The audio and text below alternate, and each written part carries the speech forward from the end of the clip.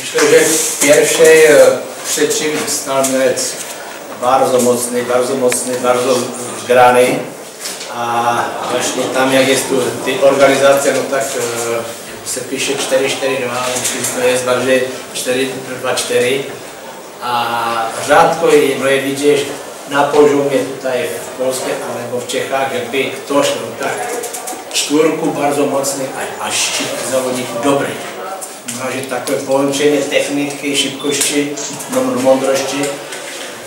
A oczywiście, že to bylo, co se týče nás, tak vlastně ten zespół byl takový přeexponovaný, takový trošku nervový, že spěšili jako vygrať. Zdobyče pilky a už byl atak, strata pilky. A jeżeli jsem třeba vedl těch statistik ostatním šárce, no tam bylo třeba, měl skutečně závodník 93% a 87 podaň, tak myślę, že dzisiaj by byl problém naší organizaci ve środku a dużo strat nepotřebných. Ale co se týče intenzivnosti hry a jako války, tak myslím, že to byl bardzo dobrý meč.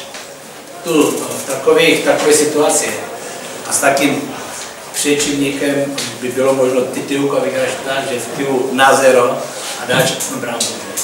Ale myslím, že co se týče té fáze, ostatní fáza, tak tam bylo dużo dobrých přejít do ataku, ale dużo strat.